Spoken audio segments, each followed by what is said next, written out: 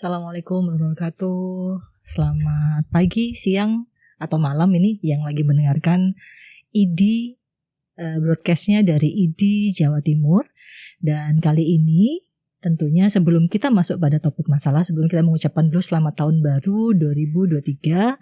Semoga kita semua diberi kesehatan, kebahagiaan, dan tentunya kesuksesan. Dan pada hari ini kita akan berbicara tentang topik yang sangat menarik dan seringkali terjadi pada setiap siapa saja. Bahkan mungkin orang tua tidak sadar kalau anaknya kena asma ya.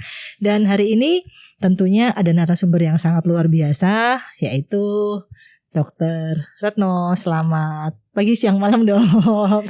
Ya, Dr. Mevi. Selamat pagi, siang, malam. Oke, baik dok. Dok, mungkin sebelumnya boleh diperkenalkan diri dok, dokter dinasnya di mana, dan kemudian saat ini posisi dokter apa mungkin di bagian atau bagaimana gitu, biar teman-teman itu tahu gitu dok. Ya, saya Retno Asih Setioningrum, Dr. Mevi. Sehari-hari saya PNS di FK UNER, ya, tepatnya di Departemen Ilmu Kesehatan Anak. Ya, saat ini saya sebagai KPS kepala sekolahnya mereka yang ngambil spesialis ilmu kesehatan anak gitu ya. Baik dokter, terima kasih Dr. Retno Asih. Oke, saya panggil Dr. Retno Asih atau Dr. Retno atau Dr. Asih? Retno aja. Oh, Retno, oke, Ya. baik. Dr. Retno, terima kasih ya sudah meluangkan waktunya pada siang hari ini. Dan kita akan berbincang-bincang tentang topik asma. Yang ternyata memang tahu ya dok, topik ini tidak pernah lekang oleh waktu ya dok. Ya, selalu betul. ada setiap saat Betul, ya dok. betul. Dan karena Dr. Retno ini adalah dokter spesialis anak, tentunya kita akan membahas tentang penyakit asma pada anak ya dok. Ya. Oke, dokter mungkin bisa sedikit memberikan gambaran gitu kira-kira pada orang tua gitu, bagaimana apa sih sebetulnya asma ini dok? Baik, gini Dr. Mevi. Jadi kalau kita ngomong asma itu memang seringkali menimbulkan pertanyaan orang tua pada saat saya pribadi kalau diagnosis asma, orang tua masa anak saya asma gitu ya. Nah, kalau kita melihat per definisi asma itu adalah suatu proses keradangan kronis di saluran nafas. Artinya proses itu akan terus berlangsung. Berlangsung yang menimbulkan gejala, apakah itu batuk, apakah itu sesak, apakah itu produksi lendir yang banyak, atau mungkin rasa dada yang tertekan, dan itu akan bervariasi. Jadi berubah-ubah keluhannya itu bervariasi menurut waktu. Jadi tidak selalu asma itu seperti yang mungkin orang pikirkan, harus sesek, harus iya betul dok. harus menging gitu ya. Iya dok. Ya. Batuk pun bisa memenuhi kriteria asma gitu ya. Iya dok. Jadi misalnya kalau saya diagnosis anak dengan keluhan batuk yang mengarah asma, itu entry yang harus diperhatikan pada umumnya batuknya itu berulang atau berkepanjangan. Kita punya kesepakatan khusus terkait berulang dan berkepanjangan ini. Kalau berkepanjangan kita katakan kalau lebih dari 2 minggu batuknya tidak berhenti-berhenti. Tapi kalau berulang itu ada periode off, nanti naik lagi off lagi, dan itu dalam 3 bulan berturut-turut itu kalau dia mengalami 3 kali episode batuk itu kita berturutan, itu kita katakan berulang. Kan kalau namanya anak-anak itu kan batuk pilek itu kayak penyakit wajar ya. Betul. Ya, cuma ada batas kewajaran secara epidemiologi, Dr. Mevi. Jadi kalau hampir tiap bulan anak ini batuk, itu kita namakan batuk berulang. Nah, batuk berulang atau batuk kronik yang patut kita curigai asma ini kalau pertama dia menunjukkan ada perbedaan waktu. Biasanya pada asma anak itu lebih memburuknya saat malam atau pagi. Ya. Jadi orang tua mengatakan kalau malam batuknya lebih intens, atau pagi bangun tidur selalu batuk atau selalu krok-krok gitu ya.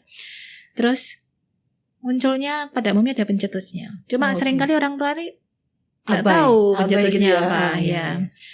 Terus yang sering karena sebagian besar asma pada anak itu adalah asma alergi, ya ada riwayat alergi baik dari anak itu sendiri maupun garis keturunan orang tua. Itu yang sering. Jadi kadang-kadang orang tua anaknya keluhannya batuk didiagnosis asma, loh masa dok anak saya asma? Kan anak saya nggak sesek nggak apa lah, itu tadi batuk pun bisa memenuhi juga kriteria asma. Baik. Oke, Sobat ID cabang Jawa Timur dimanapun Anda berada. Jadi ada satu lagi tambahan buat kita semua bahwa asma itu tidak selalu ada mengi ya dok, Betul. mengi. Jadi batuk yang berkepanjangan dan 1 bulan itu dia berulang, itu berarti kita harus sudah mulai waspada tentunya orang tua begitu ya dok. Oke, dok, kemudian apakah ada bedanya dok antara asma pada anak-anak dan dewasa? Ya, mungkin yang perlu diperhatikan di sini adalah asma itu kan macam-macam. Ya. Kalau pada anak yang seringkali adalah atopik asma. Oh, atopik, oke. Ya, mungkin beda sedikit dengan dewasa. Dan yang perlu diperhatikan, fenotip asma atau gambaran asma itu kita bagi juga menurut kelompok umur ya dokter. Oke, ya itu betul ya dok. Ya. Umur ya dok. Betul. Ya, jadi ada namanya asma presko gitu ya. Oke. Atau asma balita gitu ya, bawah 5 tahun. Itu pada umumnya tidak akan sampai dewasa dia berkembang menjadi asma. Nah, karena pemicunya juga seringkali agak sedikit berbeda dengan asma yang munculnya setelah usia balita. Sehingga seringkali orang tua mengatakan, oh ya dok, saya dulu asma tapi sekarang sudah sembuh, tanda kutip sembuh ya. Betul. Nah, mungkin itu yang dimaksud adalah asma balita. Karena pada umumnya kalau asma balita itu nanti setelah 6-8 tahun sembuh dia ya dok. Hilang. 80% umumnya membaik. Oke, 80% membaik. Ya, hampir 80% lebih. Jadi jarang yang sampai menatap dewasa. Tapi kalau munculnya nanti justru di early onset asma ya, yang munculnya di usia 6 tahun ke atas, itu yang bakalnya dia akan menetap gitu dok. Ya, menjadi asma sampai gede. Oke, berarti memang orang tua memang harus aware banget ya, harus waspada sekali bahwa kalau batuk itu jangan dianggap hal yang sepele. Karena kadang-kadang kita lihat anak batuk adik cilik biasa. Kadang-kadang gitu ya, sama seperti batuk pilek, padahal enggak seperti itu ya dok ya. Dan seringkali orang tua itu mengatakan bahwa kalau dokternya bilang tanda kutip batuk alergi, seringkali sebagian besar dokter itu memberitahunya kan batuk alergi betul, tidak memberitahu secara rinci ini asma gitu ya. Batuk alergi, seringkali orang tua memikirkannya nanti minum obat alergi kah yang atau mungkin siapa tahu anak ini dikenalkan terus, dikasih terus tambah kuat. Kadang-kadang kan orang tua dengan begitu loh. Itu harus diperhatikan bahwa pada saat batuk itu ada proses keradangan di saluran nafas yang terjadi. Kalau itu berlangsung terus itu justru membahayakan si anak. Oke, baik. Jadi betul-betul kalau batuk tidak boleh dibiarkan, itu intinya di situ ya. Semua penyakit ya penyebabnya harus dicari. Iya, harus dicari penyebabnya. Betul. Karena kalau kita tahu akar permasalahannya, penyebabnya apa, maka dokter akan lebih memudah mendiagnosis. Kemudian orang tua juga bisa lebih waspada gitu ya dokter. Mungkin saya tambahkan di sini dokter Mevi. Seringkali orang tua tuh berpikir bahwa batuk itu akan selesai dengan obat batuk. Iya betul dok. Iya betul. Padahal obat batuk tuh tidak menyelesaikan di hulunya. Nggak dikasih obat batuk pun kalau hulunya berhenti, batuknya berhenti. Ya, jadi pindah-pindah dokter, saya sudah pakai obat ini, saya sudah minum obat merek A sampai Z, ya sama aja mau ke saya pun ya saya kasih obat batuk pun kalau hulunya nggak dihentikan ya nggak bisa. Iya betul. Itu yang harus dipahami. Obat batuk tuh nggak menyelesaikan akar masalahnya. Jadi obat batuk tidak menyelesaikan akar masalah. Bapak Ibu, sobat IDI Jawa Timur atau yang di luar, teman-teman semua, berarti kita harus mencari permasalahannya, karena batuk tidak hanya diberi obat ya dok ya. Betul. Kita harus dicari permasalahannya dulu, karena kalau permasalahannya selesai baru akan selesai nih, tuntas ini batuknya. Kalau tidak ya sampai kapanpun walaupun minum obat sampai berbotol-botol ya sama gitu ya. Betul, nggak ada gunanya. Nggak ada gunanya. Oke. Baik dok, kalau menurut dokter selama di rumah sakit ini, berapa banyak sih dok anak-anak yang terjangkit asma saat ini yang dokter tangani di Sutomo ya contohnya? Ya, angka pasti saya terus terang sulit ya dokter Mevi, karena kriteria diagnosis asma itu sangat sulit. Sulitnya dalam arti gini, kita betul-betul mengandalkan orang tua, mengingat pola batuk anak. Itu yang pertama. Pemeriksaan penunjang, misalnya foto ronsen, itu nggak akan memberikan nilai diagnostik yang bagus untuk diagnosis asma. Nanti kadang-kadang dibaca bronkitis, dibaca pneumonia, dibaca tuberkulosis, sama bingung gitu ya.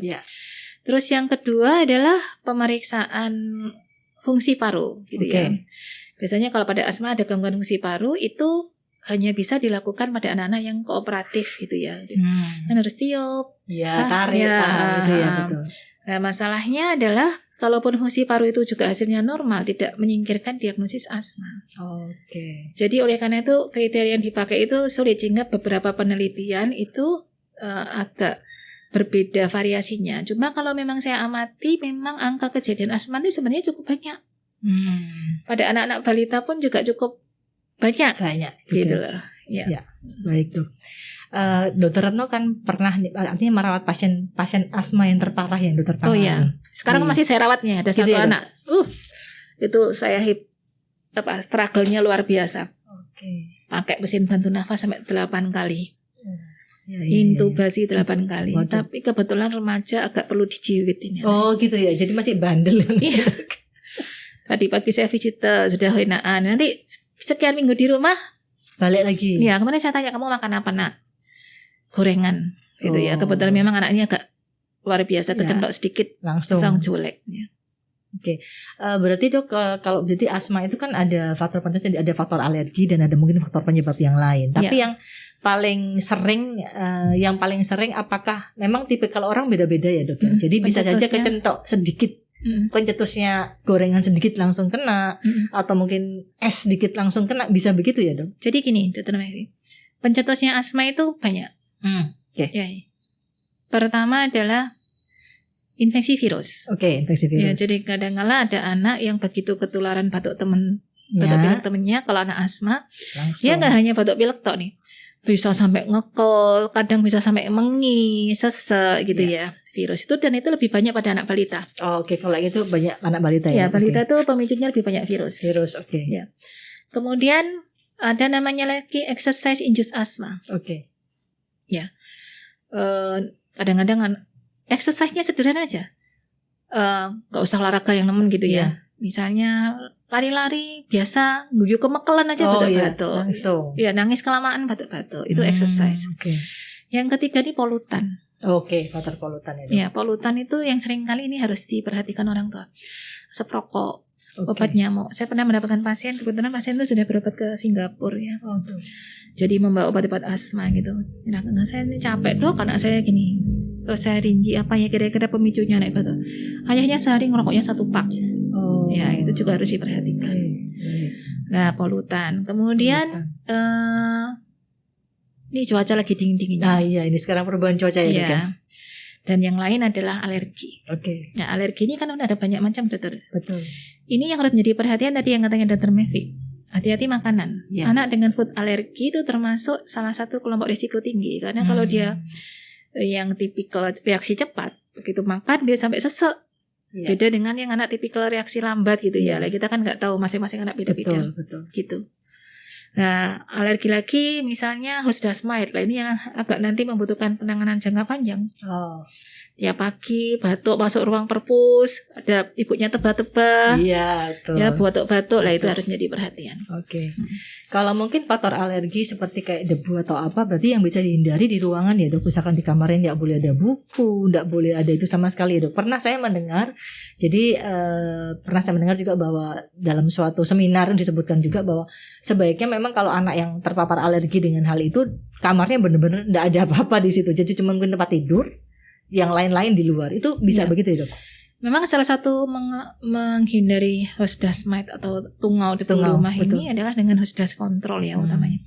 Cuma yang menjadi perhatian Indonesia ini kan tempat yang paling enak untuk host dust. Jadi kalau kita harus memperhatikan ya kita minimalisasi misalnya kayak gorden. Ya betul. Ya itu harus sebulan. Cuci gitu ya dok. Buku itu enggak boleh di dalam kamar, mainan, boneka. Baju bersih di dalam lemari yang lebih dari 3 minggu nggak tercuci itu harus dicuci ulang atau ditaruh di luar kamar tempat dia tidur.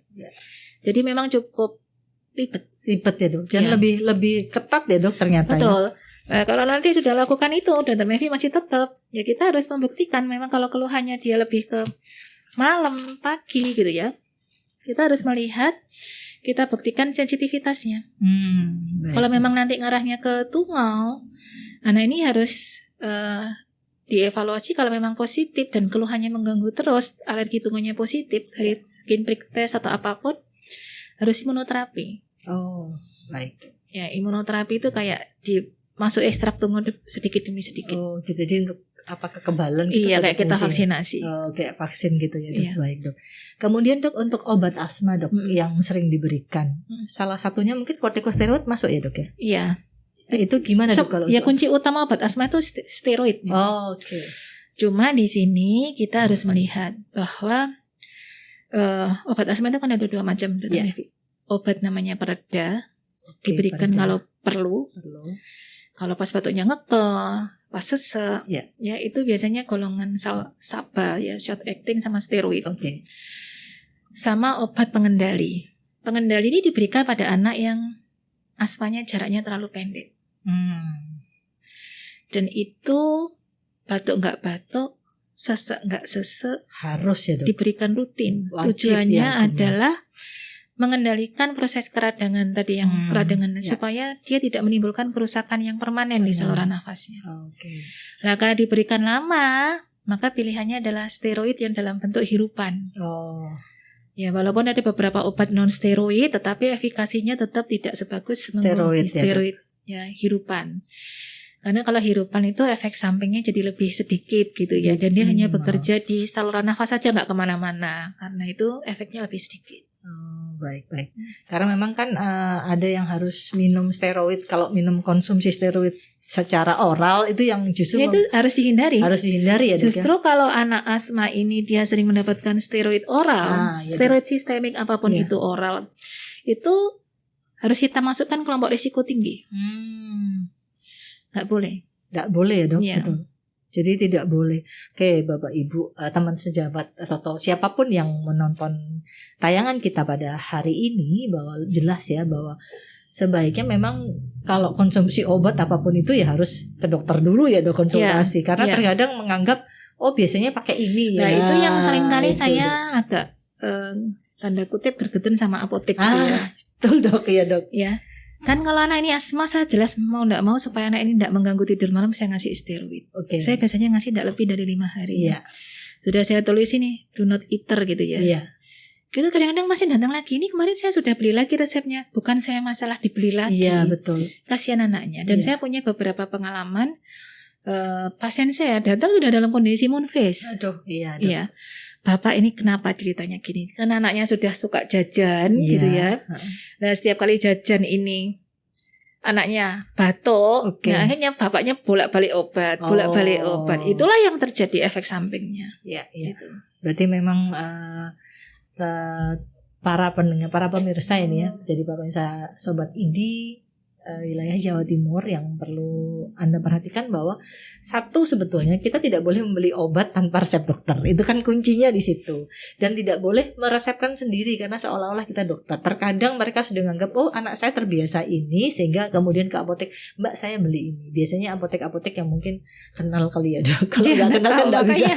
Itu yang sering kali betul ya. Karena kalau mungkin seperti apotek-apotek yang agak besar gitu, biasanya mereka kan tetap strict minta resepnya. Dan resepnya enggak. Kalau enggak, tapi mungkin apotek-apotek yang mereka kenal, sudah kenal dekat boleh, padahal itu berbahaya, gitu ya dok. Apalagi yang diberikan harus kepada dengan anak. pengawasan. Betul. Jadi harus steroid kan juga tidak boleh diminum lebih dari 5 hari kan begitu. Itu kan adalah aturan yang memang sudah tegas-tegas dilakukan dan harus gitu. Tapi ternyata terkadang mungkin orang tuanya malas kali dok bawa ke dokter terus obatnya paling sama. Itu yang sering kali yang bikin mereka nganggap enteng padahal kan tidak boleh seperti itu ya dan sebetulnya. Jadi memang jadi ada obat-obatan yang memang harus dalam perhatian khusus, salah satunya adalah steroid ini ya dok. Ini menjawab pertanyaan yang di sini. Kemudian apa sih dok yang harus dilakukan orang tua kalau untuk mencegah anaknya kena asma ini? Ya. Kalau kita ngomong pencegahan primer ya pencegahan primer. primer. Jadi kan kita harus mengetahui etiologinya, penyebabnya dulu. Kenapa seorang anak berkembang menjadi asma. Ini yang agak sulit Dokter Mevi. Kadangkala kita nggak bisa mengatakan secara pas satu penyebab. Misalnya kayak tipes disebabkan kuman tifoid gitu nggak bisa. Multifaktorial. Ya, misalnya nih anak ini dikatakan kalau dia lahirnya misalnya seksio, ya karena dia nggak terpapar di jalan lahir lebih mudah. Ya, mempunyai risk. Terus kemudian tidak mendapatkan ASI, itu juga lebih berisiko. Mendapatkan antibiotik terlalu dini, ya itu juga berisiko. Ada lagi yang mengatakan penggunaan ibu merokok selama kehamilan, ya itu juga pengaruh. Ya, terus kemudian terinfeksi virus RSV terlalu dini. Nah, kita kan nggak bisa cegah nih virusnya. Itu juga pengaruh. Nah, sekarang yang perlu menjadi perhatian kalau pencegahan primernya ya bagaimana kita misalnya mengusahakan ASI. Oke, ASI. Ya, mengusahakan bagaimana tidak ibu hamil merokok dan sebagainya. Nah, itu pencegahan primer. Tetapi di sini ada juga peran faktor genetik yang kita nggak bisa udik-udik.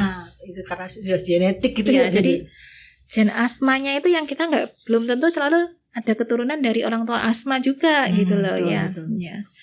Kadang-kadang orang tua tanya, loh saya tidak ada yang asma dok di keluarga itu. Nah, pencegahan sekundernya adalah kalau memang sudah terdiagnosis asma, bagaimana supaya nanti tidak semakin jatuh ke komplikasinya. Ya, baik. Komplikasi ini kan kita harus memperhatikan asma itu ada aspek akutnya, ada aspek kronisnya. Aspek akut saat perburukan tadi, Dokter Mevi, yang butuh pereda itu mulai dari ringan sampai dengan berat loh. Yang contohnya pasien saya tadi yang sampai mesin bantu nafas, sampai pakai alat itu. Iya, yang aspek kronisnya kita lihat keseringan sakitnya. Kalau bolak-balik anak ini sakit, bolak-balik dibuat saluran nafasnya beradang, nanti jatuhnya adalah kerusakan permanen. Yang salah satunya misalnya bronkiektasis. Sudah bronkiektasis ya sudah. Nggak bisa apa-apa kita. Nggak bisa apa-apa. Itu. Jadi bagaimana pencegahannya supaya nggak sampai jatuh ke yang begitu ya, yang sekundernya ya bagaimana menghindari supaya tidak bolak-balik sakit. Mengenali pemicunya. Gitu. Dok, vitamin nih, berkaitan dengan vitamin nih. Biasanya kan banyak sih yang mengatakan suplemen itu juga bisa menunjang gitu. Apakah ini bisa dok, artinya membuat anak ini jadi lebih kuat? Lebih kuat gitu. Ya. Gimana dok? Ya, seringkali orang tua memikirkan bahwa kalau anak ini asma berarti sering batuk itu sistem imunnya turun gitu ya. Anak saya kok bolak-balik sakit, apa sih dok yang bisa menguatkan sistem imun gitu ya? Kan seringkali tanya kalau ini ingat harus asma itu bukan karena dia sistem imunnya turun, justru dia hiperaktivitas. Hiperaktif gitu ya. Nah sekarang pengobatan asma itu intinya ya nomor 1 penghindaran. Yang kedua ya tadi obat-obat pereda dan pengendali. Terkait dengan beberapa vitamin-vitamin yang dikaitkan dengan asma itu ya memang ada Dokter Mevi, tetapi tidak menjadi suatu terapi baku pada asma. Ya, contohnya misalnya zinc ya pada anak asma itu sebagian besar memang zincnya turun. Vitamin D, nah itu juga turun. Tetapi kekuatan evidence-nya itu memang belum kuat terkait dengan asma itu. Ya. Gitu ya. Kalau vitamin C dok? Vitamin C bisa. Yang banyak dibahas itu zinc, vitamin C sama vitamin D. Tiga itu ya dok. Jadi hampir sama saya COVID ya dok. Jadi arahnya ke sana ya dok ya. Karena memang makanya kalau long COVID itu betul. Long COVID itu kan justru lebih banyak tekanan pada salah satunya, risikonya adalah kalau dia asma. Lebih berat jadinya. Betul dok. Oke, dok, bagaimana dengan exercise? Saya pernah mendengar dok, berenang itu bisa membantu. Betul. Jadi gini, kita harus mengingat bahwa ada namanya, tadi ada pencetusnya adalah exercise. Exercise induce asthma. Jadi oleh karena itu di dalam exercise yang perlu diperhatikan adalah ada batas toleransi tubuh kita yang harus kita perhatikan. Pertama pemanasannya harus betul. Ada pemanasan ya dok. Terus cuacanya juga harus diperhatikan baik. Dan khusus untuk renang, hati-hati dengan kaporit. Lagi ya. Jadi dari beberapa olahraga itu memang yang banyak dibahas salah satunya memang renang. Betul. Ya itu memang bagus. Cuma hati-hati kaporit Dokter Mevi. Kaporit itu termasuk istilahnya polutan juga ya. Polutan iritan. Ya, karena dia kan sifatnya hipertonis. Masuk begini nanti ke saluran nafas. Nah, itu juga bisa memicu asma. Jadi malah repot ya dok. Jadi bingung ya. Saya seringkali memberitahu pasien kalau mau renang, pastikan habis tidak dikuras. Gak langsung pada saat itu dikuras. Kalau habis dikuras kan pas kaporitnya tinggi. Pasti tinggi, betul. Dan mungkin butuh hangat ya dok? Atau dingin juga? Jadi cuaca yang saya katakan. Jangan terlalu panas, jangan terlalu dingin. Jadi sedang-sedang saja ya. Iya, pas cuacanya pas nggak terlalu, misalnya renang malam hari itu juga harus diperhatikan. Iya, karena biasanya kan kadang orang tuanya nggak bisa ngantarnya malam kan gitu ya. Anaknya diajak berenang malam. Padahal itu juga salah satu pencegahan, suhu juga menurun ya dok. Jadi berbeda jadinya. Gitu saya punya pasien itu sekarang ikut pasien asma, sekarang ikut klub bulu tangkis. Semula pada saat awal-awal dia sukanya bulu tangkis, ikutan klub, bolak-balik kambuh. Akhirnya datang ke saya, Dok, ini anaknya bolak-balik kambuh. Ya, ini harus didiskusikan dengan pelatihnya. Ya, jadi bagaimana ritmenya, pemanasannya jangan terlalu diforsir. Kalau nanti sudah diatur, begitu masih tetap begitu, ya setiap kali mau olahraga harus pakai inhaler dulu. Jadi pakai untuk mencegah gitu ya, pakai inhaler dulu, baru dia bisa beraktivitas. Kalau bisa kan tuh hindari gitu loh, supaya dia seminimal mungkin obat gitu ya. Betul. Nah, Dok, tadi kan dokter menyinggung ada faktor keturunan nih, Dok, genetik. Apakah ini bisa menurun ke semua anak yang dilahirkan atau hanya mungkin anak pertama aja yang kena atau mungkin anak terakhir aja yang kena gitu, Dok? Jadi gini, Dr. Mevi, memang kalau ada namanya allergic mark gitu aja. Jadi kalau ibunya yang alergi, resiko untuk nurunkan anaknya lebih besar. Lebih besar ya kalau ibu ya. Kalau nanti ibu, orang tua, kakak gitu ya, secara hitungannya anak kedua juga akan lebih berpotensi gitu ya. Gitu. Baik, Dok. Jadi tinggal sekarang faktor yang lain ini gimana gitu ya. Kita ngomong risiko ini kan belum tentu selalu muncul. Betul. Nggak selalu muncul, tapi kalau muncul ya kita harus mengantisipasi. Karena tadi dokter tuh menyampaikan bahwa alerginya kan orang tuanya nggak selalu dia alerginya asma ya. Iya. Bisa saya pribadi, saya ini bukan asma ya. Iya. Alergi saya. Tapi anak saya tiga-tiganya asma, tapi preschool asma semua. Preschool asma semua. Alhamdulillah itu. Jadi sudah membaik lah istilahnya ya sekarang ya.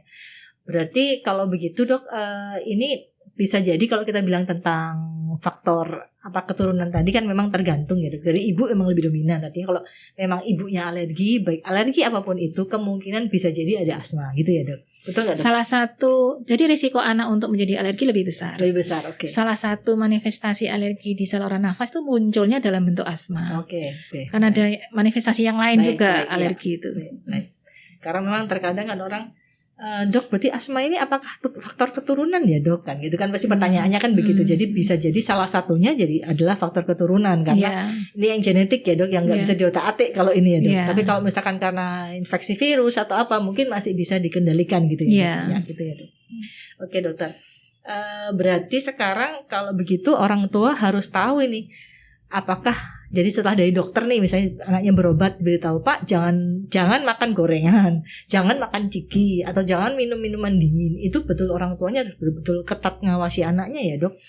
Nah, itu gini, Dokter Mevi, uniknya di sini khususnya untuk food ya. Iya. Food itu kan secara pasti alerginya, maka orang tua kalau diberitahu alergi makanan harus dihindari itu kan pengennya apa sih yang bikin alergi? Itu aja yang dihindari itu kan sulit ya. Iya, betul. Mau pakai yang panel tes alergi IgE itu kan juga tidak semua makanan tercover. Iya. Ya, pakai skin prick test kan juga hanya sekian sedikit aja gitu ya. Semua ya, Dok. Ya. Jadi ada namanya sebenarnya yang murah tapi sulit itu adalah eliminasi provokasi.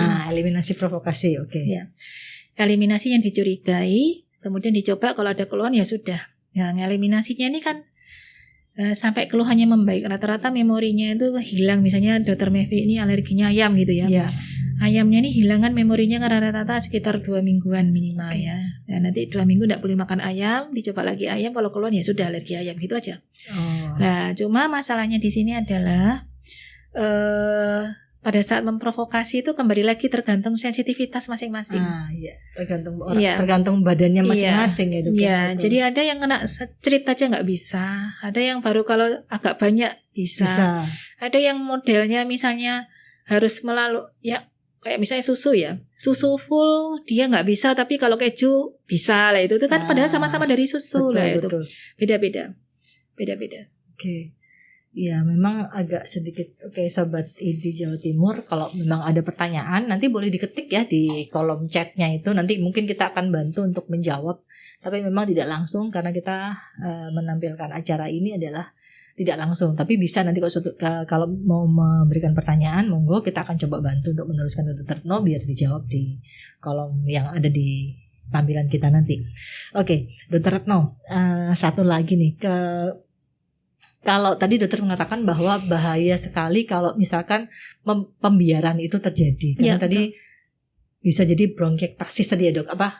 Iya betul ya, Dok. Jadi artinya rusaknya jaringan paru-paru permanen tuh, jadi sehingga pipa-pipanya dirusak. Jadi itu malah justru harus dihindari. Jadi Sobat ID Jawa Timur dimanapun Anda berada, tentunya kalau sebagai orang tua itu harus benar-benar nih apa yang dianjurkan oleh dokter harus betul-betul diperhatikan. Karena apa?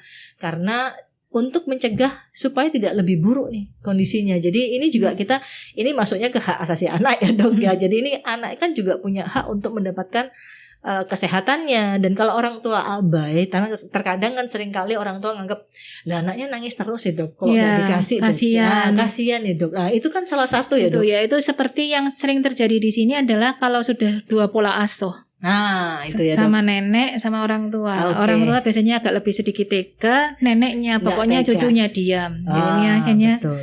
Itu ya saya nggak bisa ya, memang kalau nggak bisa ya jangan dipaksa. Sampai kapan nggak tahu. Iya betul. Nggak tahu. Jadi tergantung anak.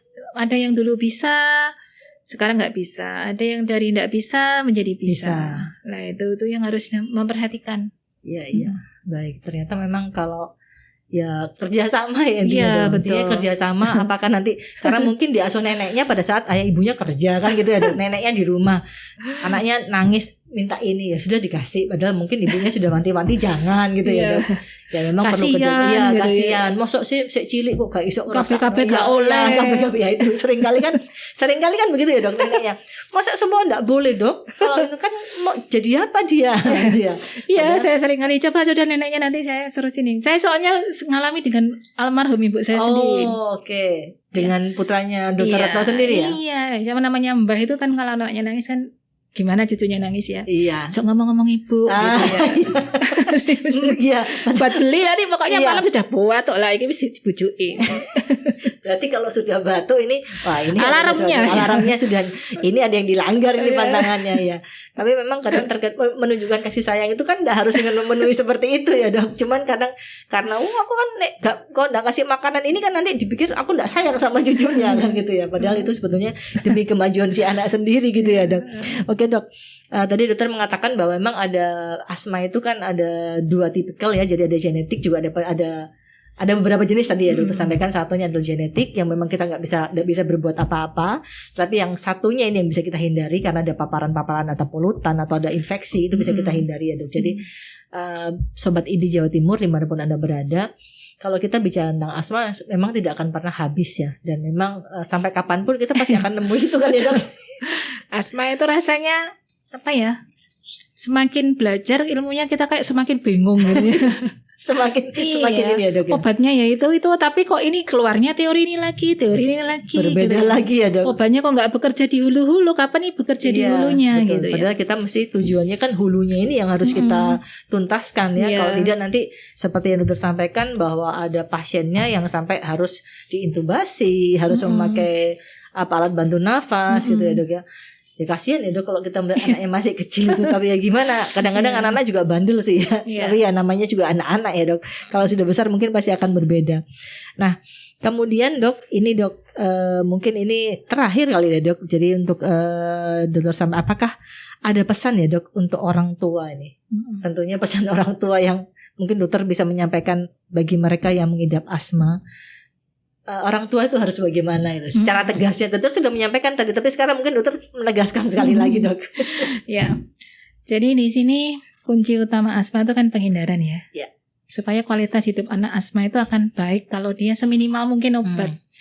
Saya selalu mengandaikan kalau ini penghindarannya nggak dilakukan, ya dengan ini kayak naik tangga. Tambah dosis, tambah obat, sampai tangga tertinggi di atas pun obat itu tidak akan mengatasi di hulunya dengan risiko efek samping obat yang lebih banyak. Namanya obat pasti ada efek samping. Betul. Ya, oleh karena itu kerjasama orang tua itu sangat penting. Saya punya beberapa pasien yang ibunya itu luar biasa. Baik. Ya, saya punya pasien tuh putri, itu ibunya itu luar biasa, saya lihat begitu care, ya.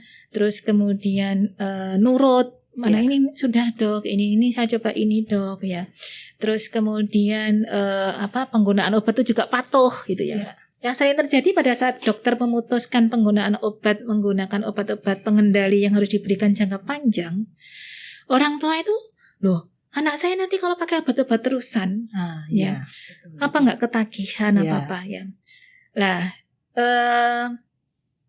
kita pasti akan memikirkan tadi. kalau bisa kan seminimal mungkin obat. Jadi ada saatnya kita tidak akan melepaskan pantauan. Ya. Kalau memang anak ini kita anggap bisa lepas. Ya, lepas. Oleh karena itu selalu saya terangkan ke orang tua. Pada saat orang tua ini tidak megang di hulunya, nanti begitu kita memutuskan memakai obat, itu bulanan, tahunan. Ya. Makanya kalau Dr. Mevi lihat di film-film luar negeri itu sebenarnya orang-orang bule itu lebih nurut ya pakai obat-obat inhaler ya. Betul. Pengalaman saya kalau kita, mungkin saya sendiri juga begitu paling ya kalau pada saya pas butuh. Kalau pakai obat inhaler itu kan rasanya tiap hari. Iya. Terus kemudian nanti juga harus penghindarannya. Lah itu kan menimbulkan jadi komitmen gitu, rasa capek. Gitu. Rasa capek. Oleh karena itu komitmen orang tua itu kalau memang dibutuhkan supaya anak ini tidak akan menjadi lebih jelek, ya ikutilah saran dokter. Itu yang paling utama adalah saran dokter. Terakhir dok, saya lupa. Apakah ada perbedaan dok antara laki-laki dan perempuan dok kalau untuk asma pada anak-anak? Kelihatannya ya Dr. Mevi, secara mungkin karena walaupun tidak secara pasti gitu ya, laki-laki itu lebih tren berisiko ya pada fase-fase balita gitu ya. Karena kan mungkin pipanya lebih kecil ya. Jadi begitu inflamasi sedikit itu kan agak sudah bermasalah gitu ya. Cuma nanti yang harus menjadi perhatian, satu lagi. Asma salah satu stres selain fisik adalah stres psikologis. Stres ya dok. Iya, saya lupa pemicunya stres juga ya dok. Stres psikologis. Tadi stres fisik kan ada exercise ya. Betul. Stres psikologis dan itu nanti menjadi masalah kalau sudah remaja. Anak-anak kan sekarang batasannya kan 18 atau Dr. Mevi. Iya, 18. Nah, ini kalau saya sudah berhadapan dengan asma remaja ini agak susah ya dok. Ya. Pertama, stres psikologis ini agak sulit penanganannya ya. Termasuk nanti kalau misalnya asma yang orang dewasa kan ya, itu hati-hati, perempuan di sini yang lebih bermasalah kan gampang-gampang moto gitu ya. Betul. Terus yang kedua adalah compliance penggunaan obat, apalagi remaja. Ya dia sudah punya peer group, aktivitas kadang terbatas, terus malu kalau dia asma, kok harus pakai obat-obat. Nanti pas lagi kumpul-kumpul asmanya kambuh, itu mempunyai rasa rendah diri dan lain sebagainya, itu juga harus menjadi perhatian. Oke, baik. Jadi memang kategorinya memang dari ada preschool, kemudian ada yang kita tahu mulai mungkin usia di atas 5 tahun dari balita, kemudian juga ada remaja ya dok. Remaja. Nanti akan berbeda-beda pola pencetusnya, penanganannya juga sedikit berbeda. Ini yang agak susah dokternya ya dok. Saya punya pasien Dr. Mevi. Itu anak usia sekolah SD. Kebetulan orang tua ini divorce. Obat asma ini yang harusnya jatahnya 1 bulan. Iya, itu bisa lebih. Kasihan. Tidak sampai 1 bulan saya sampai aduh nak gitu. Ya akhirnya kita kerjasama dengan psikiater. Iya, karena memang butuh ya dok. Kalau ngomong psikologi anak itu kan susah. Apalagi kalau divorce, di bawah sadarnya dia pasti berpikir walaupun orang bilang anakku baik-baik saja, tapi kan di bawah sadar kan dia jadi ibunya di luar negeri, bapaknya di sini, dia tinggal sama neneknya, nggak ketemu bapak ibunya, ya akhirnya saya ini gimana ya anak ini. Saya setiap kali ketemu neneknya akhirnya saya beritahu nenek ini saya coba konsulkan ke psikiater juga ya dok. Sampai seperti itu ya dok. Oke Dr. Retno, terima kasih banyak dok sudah meluangkan waktu dan sudah sharing pada kita semua, Sobat ID dimanapun Anda berada. Berarti kita harus waspada bahwa kalau batuk yang berulang on off sampai 3 bulan, kita harus mulai berpikir ke arah umum, mungkin jadi asma. Kembali Dr. Retno tadi menegaskan bahwa asma itu tidak selalu ada mengi. Betul. Karena memang biasanya orang nggak apa-apa kok. Karena biasanya kalau nggak ngik-ngik kan gitu ya, nggak ngik-ngik. Padahal tidak selalu ada mengi. Yaitu yang penting yang harus dibaca. Tidak selalu ada mengi, sehingga batuk yang sudah batuk 3 bulan on off itu kita sudah harus mulai waspada dari sana ya dok. Jadi pengobatannya juga harus tuntas, tidak boleh tidak tuntas kan begitu ya dok. Dan orang tua juga jangan artinya begini, jangan mengabaikan karena hanya atau orang tua atau keluarga yang lain jangan mengabaikan karena merasa bahwa kasihan anak ini nggak dapat apa-apa, padahal ini penting demi anak itu sendiri kan ke depannya. Kita harus ingat loh bahwa kita ini anak itu juga punya hak untuk sehat, dan hak untuk sehat itu siapa yang bisa memberikannya? Ya kita sebagai orang tua harus bisa memberikan bagaimana sih caranya kalau mengobati harus diobati secara tuntas dan memberikan pengertian pada remaja tentunya ya Dok ya. Karena remaja ini yang paling susah, ada faktor malu, sudah ABG kok masih bawa ini kemana-mana, takut dengan lingkungan sosialnya begitu ya Dok. Mungkin itu saja Sobat ID Jawa Timur. Terima kasih atas perhatiannya pada pagi, siang, atau malam hari ini di mana Anda berada. Dan saya mengucapkan terima kasih banyak Dr. Retno yang sudah meluangkan waktu di sela-sela kesibukannya. Kepala sekolah itu nggak gampang loh satu, dan juga nggak punya waktu menyempatkan datang itu sangat luar biasa karena sibuk pastikan ngurusi anak didiknya gitu kan ya Dok. Terima kasih banyak Dr. Retno, dan mungkin next ke depannya kalau kita ada kesempatan lagi kita mungkin bisa minta Dr. Retno untuk memberikan lagi ilmu kepada kita semua seperti hari ini gitu. Saya nitip satu Dr. Mevi. Oh iya silakan Dokter. Asap rokok nih. Oke, betul, lupa nih, asap rokok, betul. Asap rokok jadi harus dihindari ya, salah satunya kalau bapaknya ngerokok mendingan jauh-jauh. Mendingan bapaknya nggak ngerokok. Oke, mendingan nggak ngerokok. Memang sebaiknya nggak merokok, tapi kalau merokok ya mendingan jauh-jauh atau tidak di rumah gitu. Maksudnya jangan di rumah ngerokoknya karena kalau ada anaknya kan kasihan anaknya. Karena memang asap rokok, tapi kita lihat sih Dok, sebetulnya kalau saya melihat sih sepertinya sudah mulai berkurang ya Dok. Walaupun tidak, kalau di lingkungan kampus sih pasti berkurang ya Dok. Kalau di warung kopi masih banyak ya Dok. Oke, mungkin begitu saja Sobat ID Jawa Timur. Terima kasih, dan saya Dr. Mevi Pinky undur diri bersama Dr. Retno, dan kita akan ketemu lagi di lain kesempatan dengan topik-topik yang berbeda, dan tentunya ini akan menambah wawasan Sobat ID Jawa Timur dimanapun Anda berada. Terima kasih. Akhir kata, wabillahi wadaya, wassalamualaikum warahmatullahi wabarakatuh. Salam sejahtera, namo buddhaya, Om Santi Canti Om, salam kebajikan dan rahayu. Sampai ketemu lagi. Terima kasih Dok.